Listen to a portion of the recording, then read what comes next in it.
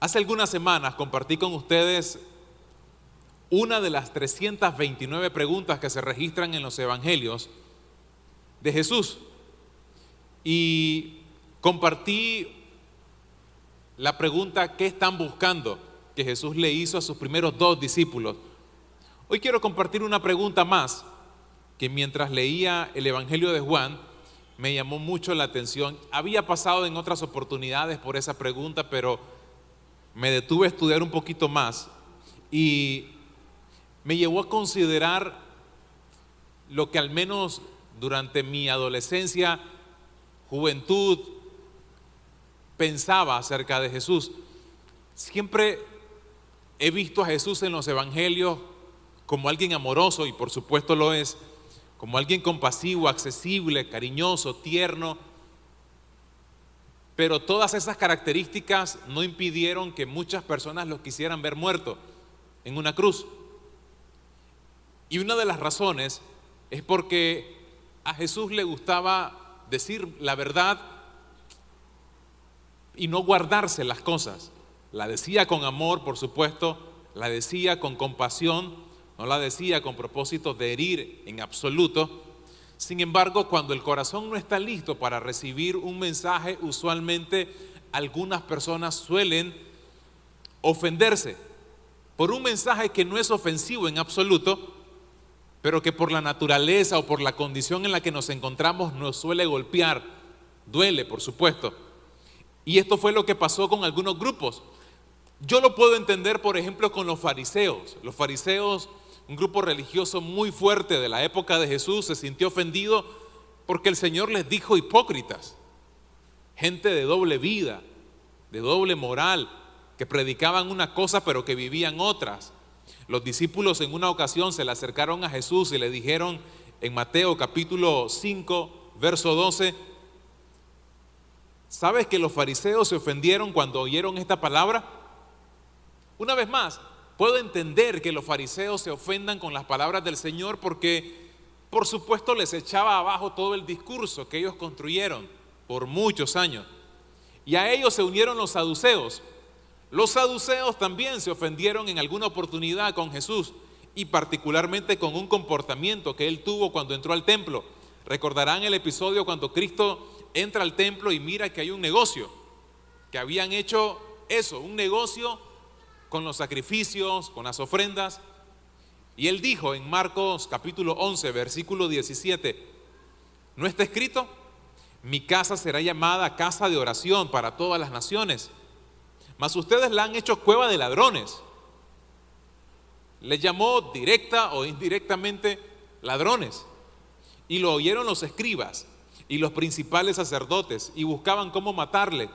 Los saduceos eran los encargados de la operación del templo, por lo tanto se debieron de haber sentido aludidos directamente.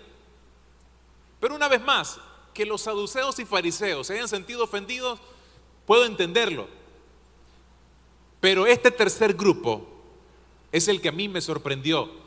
Son sus seguidores, los que caminaban con el Señor, los que iban con Él a cada región, los que vieron los milagros, las señales, los que de alguna forma se beneficiaron con su poder. En alguna oportunidad se sintieron ofendidos. Y aquí es donde les quiero llevar al versículo que le da título al mensaje que les quiero compartir el día de hoy, Juan 6, versículos 59 al 61. Estas cosas dijo en la sinagoga, enseñando en Capernaum. Al oírlas, muchos de sus discípulos dijeron: dura es esta palabra. Ahora, cuando habla de discípulos, no se está refiriendo al grupo de los 12. En esta oportunidad, por el contexto, se está refiriendo a un grupo mucho más grande que estaba reunido en ese momento. Quizás un grupo de gente interesada en Cristo, más allá de lo que pudieran decir otros. Esta gente tenía un interés en particular. Así que no solamente se refiere a los 12, sino a un grupo un poco más amplio. Y ellos dijeron: dura es esta palabra, ¿quién la puede oír? Sabiendo Jesús en sí mismo que sus discípulos murmuraban de esto, les dijo: ¿esto les ofende? Y la primera cosa que me pregunté fue, ¿qué dijo como para que este grupo de personas se haya sentido ofendido? Número uno. Número dos, ellos mismos se preguntaron quién puede oír este mensaje, porque aparentemente para ellos un grupo de personas no estaban en la capacidad de escuchar lo que Cristo acababa de decir. Y número tres, una pregunta que me hice, ¿en realidad fue ofensivo lo que Jesucristo dijo? Ahora, para responder estas tres preguntas les quiero llevar al contexto de toda esta historia que está alrededor de estos versículos. Número uno, quiero que vean en los primeros versículos del capítulo 6 que Jesucristo entra a escena seguido por una multitud. Miles de personas lo acompañan. En el versículo 2 dice de que lo seguía una multitud porque habían visto las señales que hacía con los enfermos. Y es más, Cristo añade en el versículo 26 de siempre, Juan capítulo 6, de que mucha gente lo seguía porque les daba de comer. Jesús les dijo, ustedes me buscan porque comieron pan y quedaron llenos. De cualquier forma, por las razones que sean, a Cristo lo seguían miles, ya sea por interés, por beneficios, porque realmente les importaba la figura de Cristo. De cualquier manera, a Cristo lo seguían multitudes. Ese es el primer asunto que quiero que vean. Lo segundo es que posterior a eso se describe la alimentación milagrosa a más de 5,000 personas. Con un poquito de alimento, Él logra proveer para la necesidad de miles. Y por supuesto, eso significa asombro, significa que la gente queda sorprendida de tal manera que quieren seguir cerca de Él. Es natural, cuando alguien te está mostrando un poder, uno sigue teniendo como la curiosidad de conocer más acerca de esa persona. Pasaba con Cristo. Pero de paso también, aunque no hubo espectadores en esta ocasión, más que los 12 apóstoles, Cristo aparece caminando sobre las aguas. Ustedes leen versículos un poquito más adelante del milagro de los 5,000 alimentos y se van a dar cuenta que Cristo lo miramos caminando sobre las aguas. Iban en dirección a Capernaum justamente. Y después de caminar sobre las aguas, lo encontramos predicando en una sinagoga. Ahora, noten esto, hasta este momento a Jesús no se les cuestiona por el ejercicio de su poder, porque por supuesto cuando uno mira a alguien que está ejerciendo su poder, y especialmente cuando uno está siendo beneficiado, uno no cuestiona, en todo caso agradece, quiere más, etcétera. Sin embargo, a continuación sucede algo que me parece bien clave. Apenas Él comienza a enseñar, comienzan a cuestionar el contenido de su mensaje. Al menos un grupo lo cuestiona. Insisto, la gente no cuestiona el ejercicio de su poder, sino el contenido de su mensaje. ¿Por qué? Para ellos aparentemente no era congruente el Jesús que hacía milagros con el Jesús que enseñaba algunas cosas que para ellos era muy desafiante, que iba en contra quizás de lo que habían aprendido por mucho tiempo, por distintas razones, porque simplemente confrontaba su condición, su naturaleza, sus aspiraciones, sus conceptos, lo que sea. Pero de toda forma lo golpeó. Noten lo que sucede, y aquí es donde voy a responder la primera pregunta. ¿Qué dijo para que esta gente se haya sentido aparentemente ofendida? Porque dijeron, dura es esta palabra. ¿Pero qué dijo Cristo? Veamos por favor el versículo 28. Le preguntaron, estando en la sinagoga, recuerden, siempre mantengan la imagen de que todo esto está sucediendo en la sinagoga. Para tratar de contextualizarlo sería hoy nuestros templos, por supuesto. ¿Qué es lo que Dios quiere que hagamos? Le pregunta la gente a Jesús. Jesús toma la palabra y les responde, versículo 29. Esto es lo que Dios pide que hagan, que crean en quien Él envió. Y hasta ahí no pareciera ser un problema esto. Uno hoy predica esto, lo que Dios quiere que usted haga es que crea en el Hijo de Dios. Y la mayoría de las personas dirían amén, no tendrían ningún problema. Pero para este grupo de personas eso se volvió algo difícil de digerir al comienzo y al final también. ¿Por qué? Porque iba en contra de todas sus enseñanzas, de toda su estructura de pensamiento. Y entonces ellos responden, noten esto, versículo 30. ¿Qué señal milagrosa vas a hacer para que la veamos y te creamos?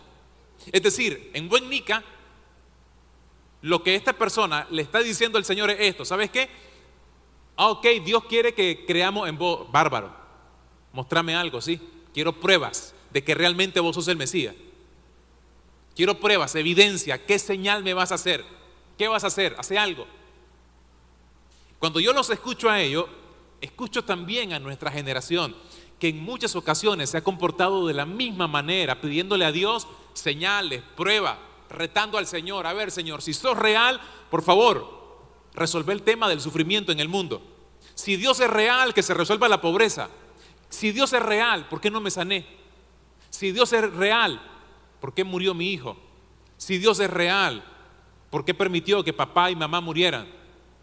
Y así la sociedad ha venido cuestionando al Señor una y otra vez. Y a la gente a veces se le dificulta creer en Dios por causa de las cosas que han vivido, por causa de las cosas que Dios permitió o no ha hecho en su vida. Y cuando uno tiene ese conflicto interno, algo tan sencillo como cree en Jesús se vuelve complejo. Muy, pero muy complejo. Y observen lo que sigue. Nuestros antepasados comieron maná en el desierto. Le da un ejemplo la gente a Cristo. Así dicen las Escrituras: les dio pan del cielo para que comieran. Básicamente la gente estaba retando a Jesús. A ver, Jesús, te recuerdo algo. Nuestros antepasados, cuando eran guiados por Moisés, fueron alimentados de forma milagrosa con un maná del cielo. Caía a diario, de lunes a sábado, o de lunes a viernes, creo que era, de domingos a viernes, porque el sábado creo que no caía, ¿verdad? Así era, de lunes a viernes. Bueno, de domingo a viernes. Estábamos tan formateados de comenzar todo el lunes. De domingo a viernes, el sábado no caía, así que el viernes caía por partida doble para el sábado. Todo de forma milagrosa, extraordinaria. Entonces vienen y le dicen: ¿sabes qué es? Si querés que creamos en vos, danos algo parecido. Demostrarnos algo. Moisés nos demostró algo. Demostrarnos algo. Y observen lo que responde el Señor. Versículo 32. Les digo la verdad, Moisés no fue el que les dio pan del cielo, sino que mi Padre es quien les da el verdadero pan del cielo. Eso no fue Moisés. Lo entendieron mal, no es Moisés. Nunca se trató de Moisés. Es mi Padre quien les da el verdadero pan del cielo. Pues el pan que da Dios baja del cielo y da vida al mundo. Es lo que le está proponiendo Jesús. Y observen lo que ellos responden: Señor, danos ese pan de ahora en adelante. Porque ellos miran que lo que el Señor está proponiendo entonces es mucho más grande de lo que Moisés propició en el pasado. Y ellos dicen: danos de ese pan. Quizás con la mentalidad todavía de que todo se trataba de señales, de milagros y cosas por el estilo. Y Jesús les dijo: yo soy el pan de vida. El que viene a mí nunca tendrá hambre. Quien cree en mí nunca tendrá sed. Todo se trata de mí. Lo que quiero es que entiendan de que les pido que crean en mí, porque soy yo el que les va a dar lo que ustedes necesitan. Y eso rompió con el molde de ellos, porque era una cultura enseñada a que se tenía que ganar todo a punta de obediencia a una serie de reglas. Tenían más de 600 reglas. Si violabas algunas de esas reglas, entonces ya no merecías ir al cielo, no merecías aquello, no merecías lo otro. Por lo tanto, estaban acostumbrados a que su autosuficiencia era lo que bastaba para lograr algunas cosas. Y cuando vienen y escuchan a Cristo: yo soy todo lo que ustedes necesitan, crean en mí y en mí lo tienen todo. En mí lo van a tener todo.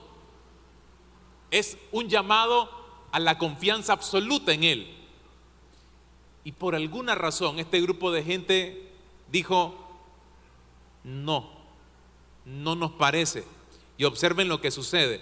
Entonces los judíos, versículo 41, empezaron a criticar a Jesús porque dijo: yo soy el pan que ha bajado del cielo. Y dijeron: ¿no es este Jesús el hijo de José? ¿No es este Jesús? Cristo le estaba diciendo: hey, Lo que pasó allá en el desierto simplemente era una representación de lo que yo soy para toda la humanidad. Ese maná del cielo que caía a diario para el pueblo de Israel, soy yo, pero solo que ahora es para todo el mundo. Es para todo el mundo. Pero noten esto, no les gusta el mensaje y entonces ellos dicen, ¿no es este Jesús el hijo de José? Conocemos a su papá y a su mamá. ¿Cómo puede decir que ha bajado del cielo? Cuando el mensaje ya no gusta, uno suele descalificar al mensajero. Y fue lo que comenzó a hacer este grupo. Porque básicamente no les gustaba, no aceptaban lo que Cristo estaba enseñando, no aceptaban lo que Él les estaba proponiendo, no aceptaban la idea de que Él mismo se autonombrara como aquel que había bajado del cielo para satisfacer la necesidad de la humanidad.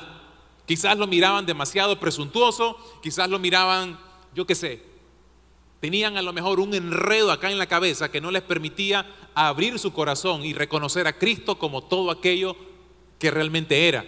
Y Cristo todavía, para ponerle más candela a todo su mensaje, noten la hilera de pensamientos que les comparte. Versículo 43, dejen de quejarse por lo que dije. Verso 44, nadie puede venir a mí a menos que me lo traiga el Padre. Todavía le añade un tema muy importante para ellos. Ustedes no pueden hacer nada para acercarse a Dios, es el Padre el que me los trae a mí. Verso 47, les digo la verdad, el que cree tiene vida eterna. La vida eterna no la van a lograr haciendo esto o haciendo lo otro. Eso es importante, porque Cristo mismo les dijo, nunca lo debieron de haber dejado de hacer aquellas cosas, pero no se trata de eso. Crean en mí y tendrán vida eterna. Verso 51, yo soy el pan vivo que descendió del cielo. El que se alimenta de mí vivirá debido a mí. Básicamente Jesús se declaró como la respuesta para la verdadera necesidad del hombre. Noten eso. Jesús se declara como aquello que realmente la humanidad anda buscando pero no ha encontrado. Todos nosotros estamos en búsqueda de algo, estemos o no conscientes. Todos estamos buscando algo. Todos buscamos algo que nos haga sentir plenos, que nos haga feliz, que nos haga sentir con propósito, que nos haga sentir bien. Lo sepamos o no lo sepamos, lo hagamos consciente o inconscientemente, pero todos de alguna manera apuntamos a sentirnos bien. Y eso no es malo, por supuesto.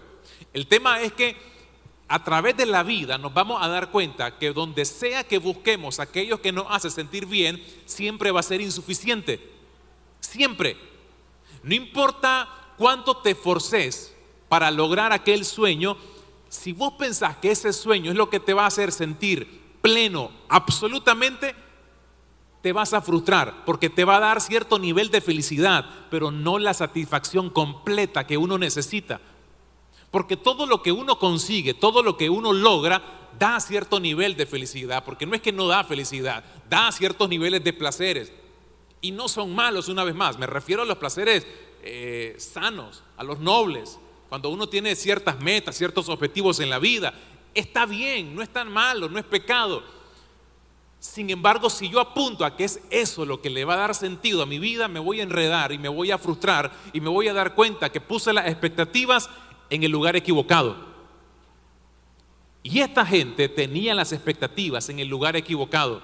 Querían ver a Cristo de una manera. No les incomodaba el Cristo de los milagros, pero les incomodaba el Cristo que les pedía todo de ellos, que pedía que dejaran de ver otras cosas para verlo únicamente a Él. Ese es el Cristo que les incomodó, donde ya no se trataba de lo que ellos eran capaces de hacer, sino de lo que Cristo era capaz de hacer por cada uno de ellos. Y cuando ustedes leen todo el Evangelio de Juan, se van a dar cuenta de que ahí van a encontrar los 7 yo soy que el Señor declara. Jesucristo dice, yo soy el pan de vida. Observen la lista, yo soy el pan de vida. Lo que le está diciendo a su público es, yo soy el alimento que ustedes han estado buscando. Dejen de buscar el alimento que tanto han anhelado. Yo soy lo que ustedes necesitan. Pero luego añade, yo soy la luz del mundo. Ustedes van a encontrar que Cristo les dice, yo soy la luz para tu vida. Yo soy lo que te va a dar claridad en la vida. Yo soy lo que te va a iluminar en el corazón. Las áreas más oscuras de tu vida, yo te las ilumino. Yo soy la luz del mundo. Toda confusión, todo temor, todo miedo, toda inseguridad se va cuando me tienes a mí, porque soy luz. Pero también dijo, yo soy la puerta. La puerta es lo que te da acceso. Y Cristo me da acceso al trono de la gracia del Padre. Cristo es lo que me da acceso a que yo pueda orar y saber que sí o sí el Señor me está escuchando. Porque cuando hay un corazón contrito y humillado, Él no lo rechaza. Él me recibe como hijo. Todo gracias a Cristo. Él me da acceso. Tengo a Cristo como mi puerta. Ya no hay muros, sino acceso a través de Cristo. Pero también dijo, yo soy el buen pastor para todos aquellos que se sentían desconsolados, abandonados, rechazados, desatendidos. Cristo les dice, hey, yo soy tu pastor. No pongas tus esperanzas en alguien más. Yo soy una vez más el que te guía por verdes pastos. Él es mi pastor y nada me va a faltar si lo tengo a Él. Amén. Pero también dijo, yo soy la resurrección y la vida. Le da esperanza. Su discurso era también de esperanza. Yo soy tu único consuelo en la vida y en la muerte. Tanto en la vida tenés esperanza en mí. Y en la muerte también, porque con la muerte no se acaba todo. La muerte es una transición para la verdadera vida, para la eternidad. Pero también dijo, yo soy el camino, la verdad y la vida. Ahora, noten ese pasaje cuando él dice en el capítulo 8 del libro de Juan, yo soy el camino, la verdad y la vida. Cristo no da espacio a un plan B, a otra opción. No hay otro camino, no hay otra vida y no hay otra verdad. La verdad es absoluta, es única. Haber escuchado eso en aquella sociedad, como en la nuestra, habrá sido difícil. Porque nosotros vivimos en una sociedad donde se nos enseña que la verdad es relativa. Donde la verdad la establecen nuestras percepciones. Donde yo digo lo que es bueno conforme a mi propia interpretación de las cosas. Ustedes viven en una sociedad, todos vivimos en una sociedad como esa, donde todos interpretamos la realidad según nos convenga o según querramos, según nos enseñaron, según los libros que leímos, etc. Todos lo vivimos de esa manera. Y Cristo les dijo, hey, ¿saben qué? La verdad no es como ustedes creen, ni lo que ustedes quieren. Yo soy la verdad. ¿Quieren conocer la verdad? Tienen que pasar por mí. ¿Quieren conocer cómo es la vida en serio, realmente? Tienen que pasar por mí. Si no pasan por mí, jamás van a conocer la verdad. Van a vivir confundidos, pero no van a conocer la verdad. Yo soy el camino. Por lo tanto, no es cierto aquella famosa frase de todos los caminos te llevan a Roma. No, no es cierto. No todos los caminos te llevan a Roma, ni todas las religiones te llevan a Dios. Solo Cristo, no hay otro. Porque Él es el único camino, la única verdad y la única vida. Y también se atrevió a decir, yo soy la vid verdadera. Diciéndonos esto, todo lo que yo pueda producir es porque yo esté pegado a Él. Todo lo bueno que pueda salir de mí es por causa de que yo esté injertado en Él, pegado a Él, metido con Él. Ahora, noten todo este discurso que escucha distintos grupos de personas. ¿Cómo lo habrán escuchado en una época cuando nadie se atrevía a decir eso? Nadie. Ahora yo les digo, Jesús dijo, yo soy el pan de vida, decimos amén. Yo soy el buen pastor, decimos amén. Porque se nos volvieron frases muy recurrentes y familiares. Pero aquella generación no lo había escuchado. Aquella generación jamás había escuchado a alguien decir, yo soy la verdad. Les golpeó cuando alguien les confronta su realidad. Y es lo que Cristo hizo con este grupo. Les confrontó la realidad. Les hizo ver que la vida no funciona como ellos creen. Les hizo ver que la vida no funciona como siempre han pensado. sino que se trata de que todo tiene que pasar por el filtro de Cristo. Eso es lo que dijo. Pregunta, ¿eso quién lo puede escuchar? Aquí ya vamos a la segunda pregunta que les dije. ¿Quién puede escuchar eso? Aparentemente ese grupo de personas que estaba en esa sinagoga no estaba dispuesta a escuchar eso. Ellos dijeron en Juan 6, verso 59, estas cosas dijo en la sinagoga. Una vez más, sinagoga.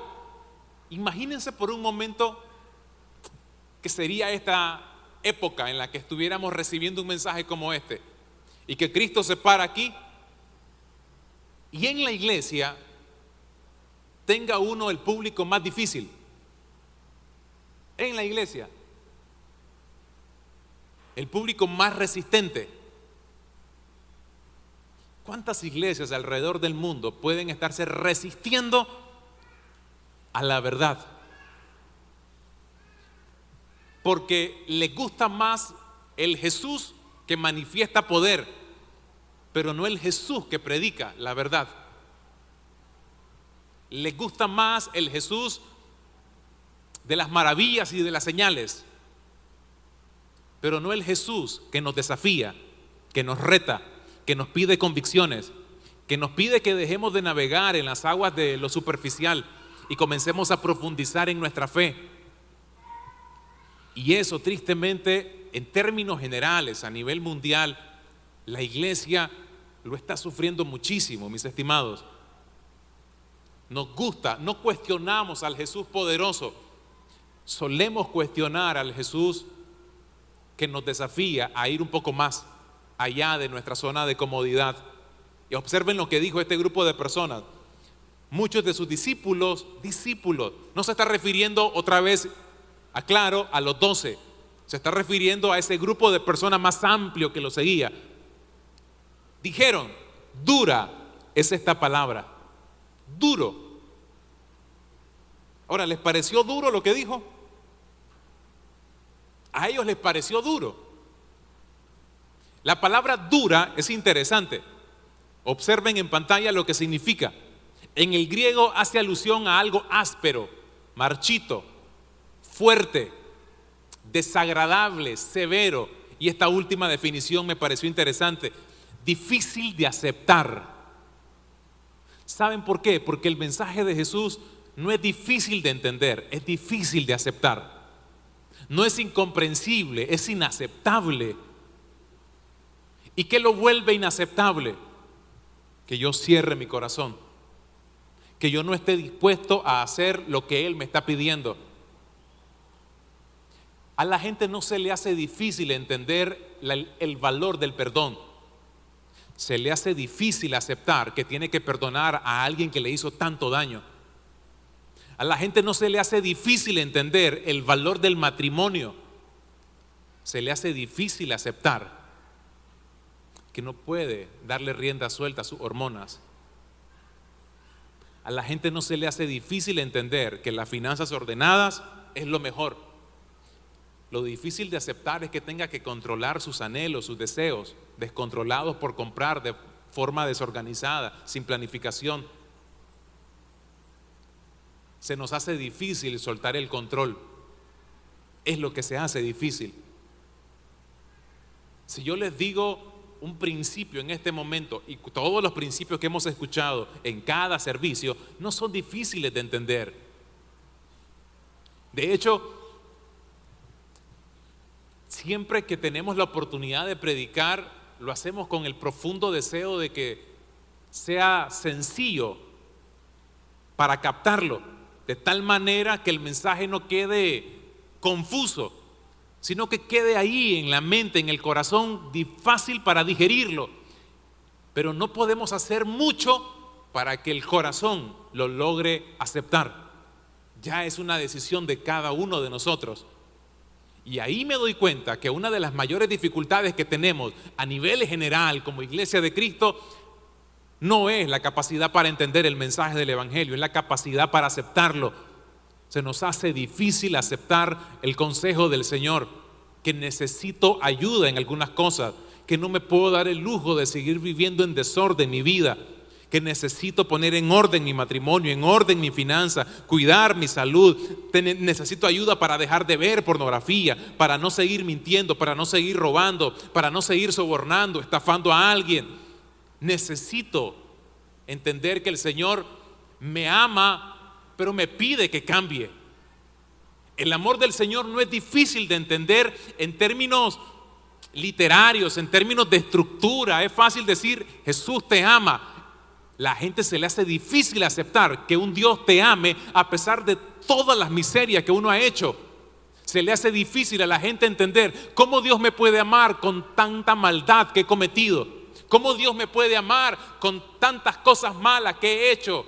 He dañado a tantas personas, hice aquello, hice lo otro y ahora me dicen que Dios me ama. Yo entiendo las palabras, pero no acepto el mensaje porque se le complica a la gente aceptarlo. Y de la misma forma en otros aspectos, en otros temas, a la gente se le dificulta aceptar el mensaje del Evangelio. Me gusta cómo lo dice Pablo. Pablo enseña en el libro de Gálatas, capítulo 5, versículo 11. Si ya no predicara que la salvación es por medio de la cruz, nadie se ofendería. Nadie se ofendería. Pablo lo que está diciendo es, yo sé cómo predicar de tal manera que la gente no se ofenda, pero el mensaje de la cruz confronta. Ahora, cuando dice ofende, no está diciendo que la intención de Pablo es ofender. Lo que está diciendo es que el mensaje por naturaleza suele ser recibido por algunas personas de manera ofensiva, pero no porque el mensaje tenga la intención de ofender, sino porque la condición del corazón con el que a veces lo recibimos lo percibe de esa manera.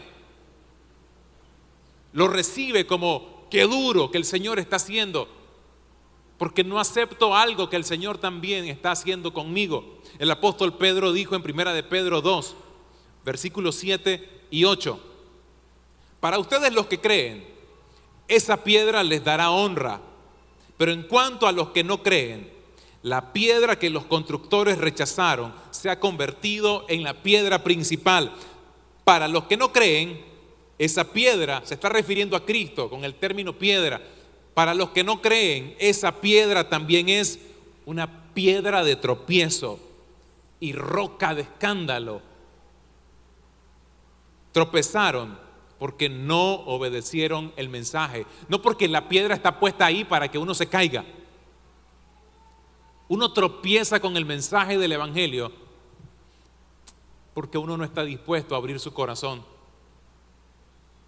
Y nosotros hemos creído.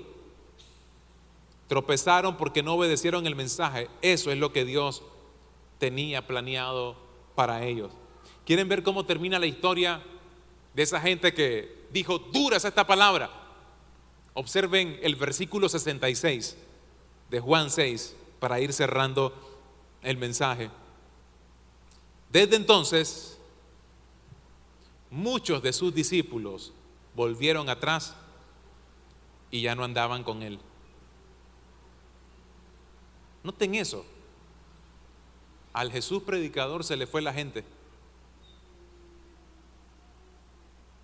Desde entonces, desde que lo escucharon decir todo aquello, la gente volvió atrás y ya no andaba con él.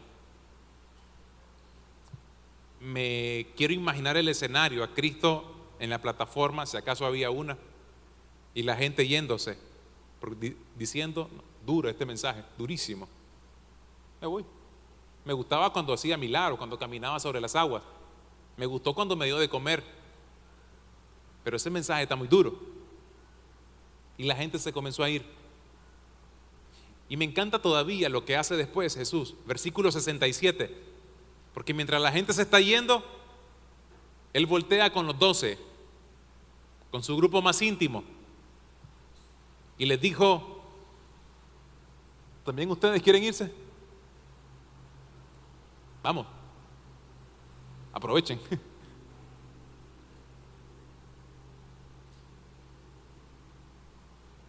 ¿También ustedes? Porque quería que dejara claro cuál era la misión. Van a haber milagros, van a haber señales, Pero muchachos, no es todo. El combo es mucho más amplio. Vamos a caminar sobre las aguas, Pedro. Te vas a hundir y te voy a levantar. Una y otra vez. Pero lo que te voy a pedir es que siempre creas en mí. Que cuando yo te diga algo, confíes en mí. Así que, ¿quieren irse también ustedes? Pueden hacerlo. Y aquí viene Pedro, que dio una de esas joyas. Pedro metía las de andar a veces. Pero en esta ocasión, como en otras, tiró su joya, que quedó registrado para la historia. Él le respondió: Señor, ¿y a quién iremos? ¿Y a dónde vamos? Porque, esta gente se sintió ofendida y se fue. La pregunta es, ¿para dónde? ¿Para dónde? Si en algún momento te confronta lo que el Señor te está pidiendo, te confronta que Dios te pida orden, te confronta que Dios te pida que por fin pongas las cosas en el lugar correcto en tu vida, si eso te confronta, te molesta, te incomoda y terminas tomando distancia de la iglesia, la pregunta es: ¿a dónde vamos a ir? ¿A dónde? Díganme cuál es el plan B. Tiene que ser igual de bueno que el A, que valga la pena, porque lo que está hoy a punto de soltar es buenísimo. ¿Cuál es tu plan B? Si mi plan no es obedecer y confiar plenamente en el Señor, ¿cuál es mi plan B? ¿A qué apunto en la vida? Eso sí, si sos de los que te vas a quedar como Pedro, que dijo: ¿y a quién iremos? Si solamente tú tienes palabra de vida eterna. Y nosotros hemos creído y sabemos que tú eres el Cristo. Ahora, lo dijo alguien que más adelante negó al Señor. Lo dijo alguien que no fue capaz de orar por su mismo maestro cuando el maestro estaba en su agonía más profunda en el Getsemaní. Se durmió en lugar de estar orando.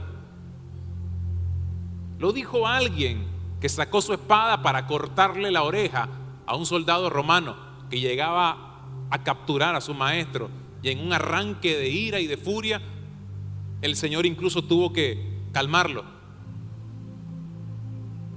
Que yo decida seguir y creer en el Señor no significa que no me voy a seguir equivocando. Significa que a pesar de mis errores, el Señor va a estar ahí una vez más, como pasó con Pedro, que al final del Evangelio de Juan tiene una cita con él y le dice: Pedro, ¿todavía me amás? Porque podemos volver a arrancar. Yo me acuerdo que vos dijiste que creías en mí. La pregunta es: ¿me amás todavía? Porque si me amás, podemos seguir. No importa cuántas veces tengas que equivocarte. Y se volvió a equivocar. Se volvió a equivocar. Pablo lo tuvo que regañar públicamente por un comportamiento hipócrita. Pablo lo regaña, Pedro, imagínense. Así que Pedro era estrella. Pero es Pedro, uno de los 12, el mismo que en esa ocasión decidió quedarse. Se pudo haber ido con el otro grupo, pero se quedó. ¿Qué va a hacer usted, mi estimado? A veces el mensaje del Señor va a ser duro al recibirlo, no con la intención de ser duro, porque no es duro por el deseo de serlo, pero definitivamente lo vamos a recibir duro a veces, porque nos va a golpear, nos va a remover los cimientos. Te va a decir: deja de pecar, deja de hacer eso, deja de hacer aquello. Como como decía el pastor David, deje a esa mujer, ponga su vida en orden. Frase célebre del pastor cada vez que cerraba sus mensajes. ¿Era ofensivo? No, pero seguramente removía los corazones de algunos que sabían que el mensaje era para ellos, que sabía que no podían continuar con la misma vida que tenían. Y si Cristo tuviera que decirnos, ¿esto les ofende?, yo creo que nosotros tenemos que decir, no, Señor, gracias, porque en lugar de ser ofensivo es un mensaje de amor, es un mensaje que me está diciendo, ¿sabes qué? Alberto, vos estás fallado, y estás tan fallado que solo yo te puedo reparar. Si venís a mí y comete este pan que yo represento, va a tener vida. Pero si te ofendes porque te diga que estás fallado, no estás entendiendo entonces, porque estás creyendo que es una ofensa que te diga que estás fallado. No es una ofensa que te diga que estás fallado, te estoy diciendo la verdad.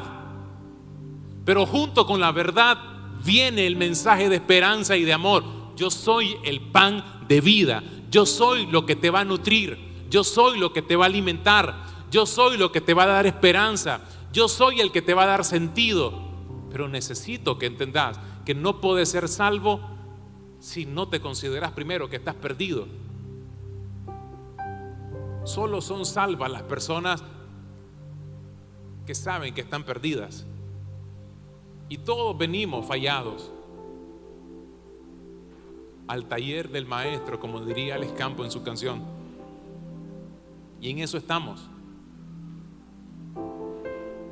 Por eso, una vez más, la pregunta: ¿esto les ofende? ¿Qué ha estado removiendo al Señor, el Señor en este día, en usted? ¿Qué está removiendo? Porque algo ha estado removiendo durante un buen tiempo. ¿Qué será en su vida? Cierre sus ojos, por favor, por unos segundos.